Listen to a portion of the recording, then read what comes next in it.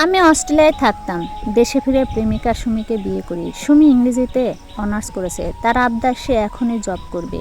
বিয়ের 1 মাস হলো না। আমার পরিবারে আমার মা বাবা ছোট ভাই থাকেন। তাদের দায়িত্ব আমারই। মা বারবার বলেছে, বাবা বউকে চাকরি করতে দিস না, সময় ভালো না।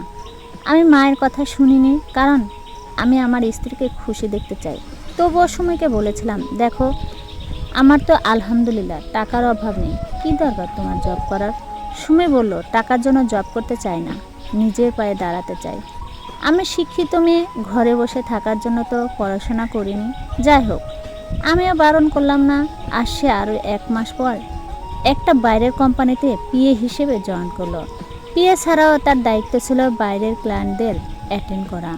আমি দেশে ফিরে গোল্ড এবং ডায়মন্ডের দোকান দিয়ে ঢাকাতে। সুমি মাঝে মধ্যে রাতে দেরি করে আসতো বাসায়। বাইরের ওনারের কোম্পানি যেহেতু, দিন দিন সুমির পোশাক ছোট হতে লাগলো। আমি স্বামী হিসেবে এটা মানতে পারছিলাম না বলে সুমির সাথে বেশ ঝগড়া হয়। আমিও পরে সব মেনে নিই, কারণ সুমিকে ভীষণ ভালোবাসি। সুমির জব চলল 1 বছর 2 মাস। হঠাৎ ওর ব্যবহারে পরিবর্তন। মাঝে মধ্যে সুমি রাতে উঠে কার সাথে কথা বলে। অফিস টাইমে 9টা, কিন্তু বাড়ি থেকে 6:30টায় বের হয়ে যায়। যেখানে অফিস থেকে বাড়ি মাত্র 30 মিনিট দূরে। ওর সুবিধা অনুযায়ী আমরা সুমির জবের 6 মাস পর বাড়ি পরিবর্তন করি। বিষয়গুলো আমাকে ভীষণ ভাবাচ্ছিল, কিন্তু আমি ওকে জিজ্ঞেস করলেই ঝগড়া করতো, তাই কিছু বলতাম না। সুমির ডিসেম্বরের 9 তারিখ জন্মদিন। অনেক কিছু ওকে না জানিয়ে প্ল্যান করেছি, কিন্তু 7 ডিসেম্বর সুমি বলল, 8 তারিখ সুমি অফিস থেকে আর্জেন্ট কক্সবাজার যেতে হবে। আমি ভীষণ কষ্ট পেলাম, কিন্তু সুমিকে কিছু বললাম না। সুমি বলল 8 তারিখ সকালে সুমিকে তার অফিসের গাড়ি নিতে আসবে। তবে সুমির ব্যবহারে আমার সন্দেহ হচ্ছিল। তাই 8 তারিখ যখন অফিসের গাড়ি নিতে এলো, তখন আমি অন্য গাড়ি করে ওদের ফলো করছিলাম। দেখলাম গাড়িটা কক্সবাজার না, ঢাকারই 5 স্টার হোটেলে গেল। আমি মনকে বুঝে দিলাম, হয়তো অফিসে কোনো কাজে লাগে, হোটেলে গেছে। আমার ভীষণ কষ্ট হচ্ছে লিখত। এরপরও আমি ওদের পিছে ঢুকলাম, মুখে মাস্ক, চোখে চশমা। চেষ্টা করছিলাম যেন কেউ না চিনে। সুমি একটা লোকের হাত ধরে রিসেপশনে গেল।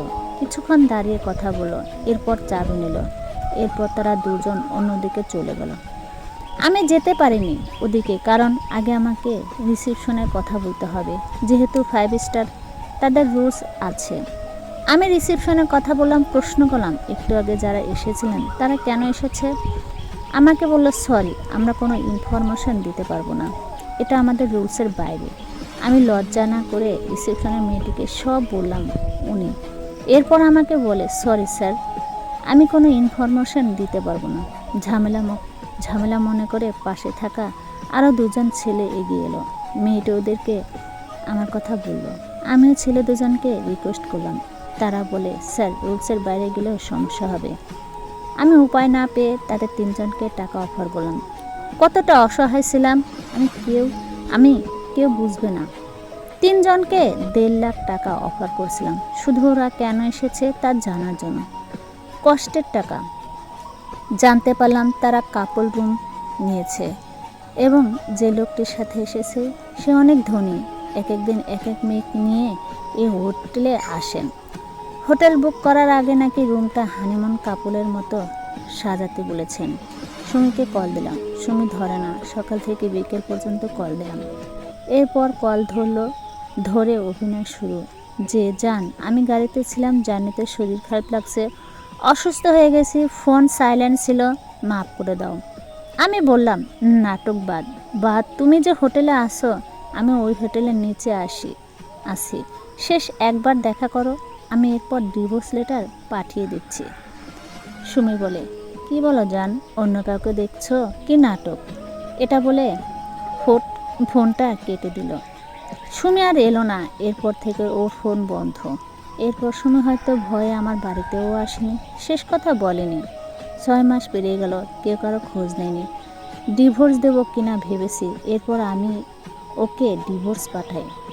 আমার জীবনের সবচেয়ে বড় কষ্ট একটাই, ওকে সামনে দাঁড় করিয়ে ইচ্ছে ছিল প্রশ্ন করার যে তুমি এটা কেন করলা, কি কম ছিল আমার, কিন্তু পারিনি। শেষ দেখা করতে হয়, দুজনেই চুপচাপ। আমি আমার অস্ট্রেলিয়ার ক্যারিয়ার ছেড়ে দেশে থেকে গেছি শুধুমাত্র ওর কথায়। এখন শুধু মনে পড়ে, মা ঠিকই বলেছিল, বাবা বউকে বাইরে চাকরি করতে দিস না, দিনকাল ভালো না।